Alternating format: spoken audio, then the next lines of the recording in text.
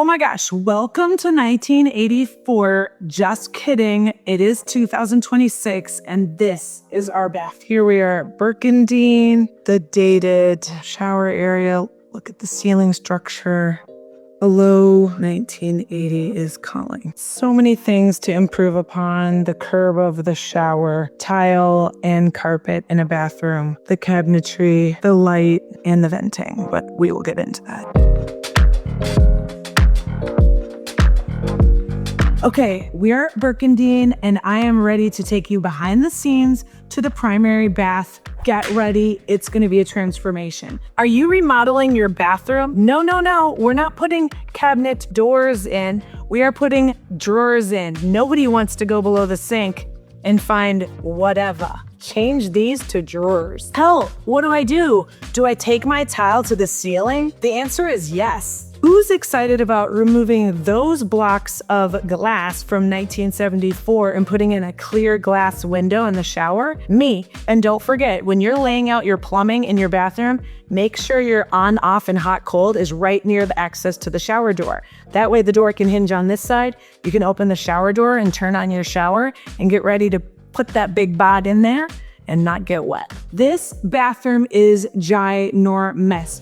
My voice is echoing. The ceilings are high. The cabinetry in the vanity could, serve a schoolyard of children to come up and wash hands. How do we make it cozy, use the space more efficiently, and make it updated and timeless? Well, here are 3 things that I'm really excited about for this bathroom. How can I update it? Let's change some architecture. How can I make it cozy with high ceilings? Let's heat the floor. How can I make it timeless and fun? By making my exquisite selections. Let's see what we're gonna do. Take a look at the plans. We've decided to create an arch in this area to update it, shrink the vanity area a bit, create some architectural interest in the primary bath. What that does for us is we're furring out this wall here to create some space for hooks and robes, heated towel warmer right here. Hello, it's a bar, it's amazing. We're gonna have an arch here to engage this space a little bit, 2 lights on the inside of the arch,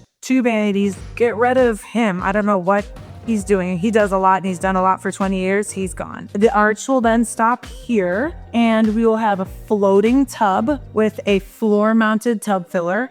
And to create a little bit more architectural interest and attention to detail, we were putting an arched niche in the wall at the end of the tub. So now our arch makes sense. We don't have a lot of arches in the house, and the client and I wanted to do something a little bit fun and feminine and transitional. And so to have it make sense, we're gonna put it in 3 areas. The arch here, the arch at the tub nook, and we're squeezing an arch in the niche in our shower. So we've got a really cohesive architectural vibe going. Another thing we're doing in this bathroom that's gonna be dramatically improved is we have slope ceilings. You know I am a stickler for fantabulous lighting. So in a slope ceiling, what do you need to remember for lighting?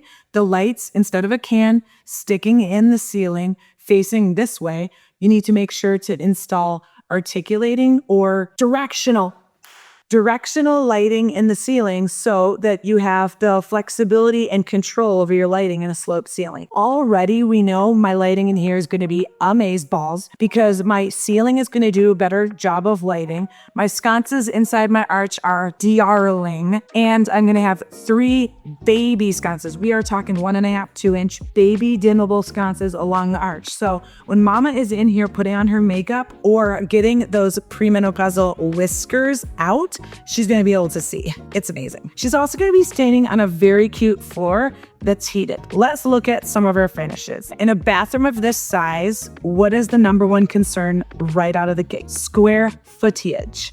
Square footage in large spaces means lots of tile. Lots of tile means you need to make smart decisions in the tile that you're using and the investment that you're making. Do you want to use lots of little mosaics in a massive floor? Probably not. Probably best to consider a large format tile. And in this case, We chose something that is timeless. We chose something that is beautiful and neutral. And we chose something that we could be happy in. And that is this beautiful limestone on the floor, 12 by 24 pieces. We can stack them in a linear layout and the bathroom will feel clean and modern and beautiful. The same limestone will go in the shower pan because we know it's 2 inches or smaller to allow for the slope. And we chose to do something that has a little bit of something going on, which is a fun field towel that's going to go vertically in the bathroom. Again, with our cute little arch niche, you don't need to try any harder. You're good. Beautiful plumbing on a plain wall is like French kiss. So we've got a very clean look. That means I have a little leeway to consider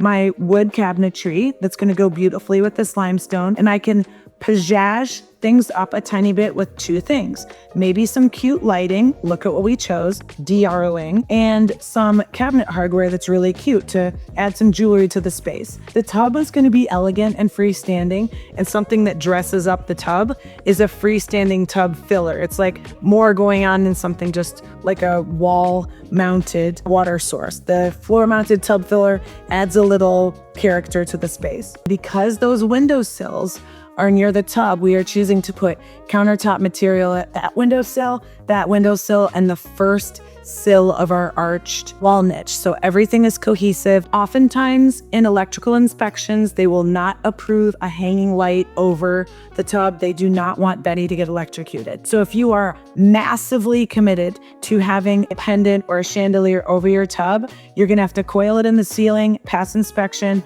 Once Johnny Inspector leaves, you can install it with the electrician and cross your fingers, Betty, that you don't get electrocuted. Another thing I can tell you that was difficult for me with the client, which you guys all might be experiencing, is their astonishment of how much wall lighting sconces in a bathroom cost. Okay, why do they cost so much? Usually because they have a finish, which is usually polished nickel or brass. They're well made.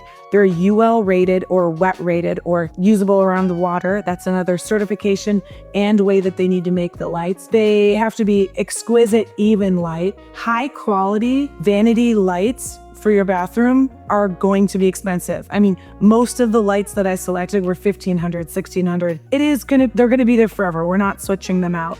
I did value engineer some other choices, but guess what, Tina? You get what you pay for. Okay, who's jealous? Me. Client is installing a bidet or an electrified toilet. Toto makes a million of them. Yes, they're around 5,000. Make sure you tell your electrician to add power in your bathroom because this is a new feature. That's really exciting. Probably the first ticket item that will get the heave-ho if they overspend in another area. But a great, let's cross your fingers, make it happen so we can get a blow dry and a little like wispy cleany. Another thing I'm super excited about in the bathroom that's updated is no more for those coil, huge towel dryer warmer situations. We now have very sexy bar towel warmers that hang vertically. The power source comes out of the wall, electrified, and this whole bar is warm and the towel just hangs over the bar that way. So really user friendly. They are about $1,000 each, but it's way better than that Hilton hotel situation that we've been installing because we live in the Pacific Northwest and there's basically mold growing on our faces because it rains and it's so freaking moist here. Here's a tip for those of you who do not have massive vanities in your primary bathroom. Don't oversize your sinks in a remodel. If you have a small space for your vanity, don't get enormous sinks. Get smaller undermount sinks. All you and Johnny are doing anyways are brushing your teeth and spitting and maybe a face wash before bed if you're disciplined. If you have a large vanity, sure, you have more flexibility for a wider, longer sink. But in small vanities in your primary bathroom, a good way to increase your countertop space, decrease your sink size. That's a fucking reel if I've ever heard one. The goddamn mics are not working. The thing's green, the loop's green, the light's going. I don't know what to tell you. So good luck to everybody. This might be useless, but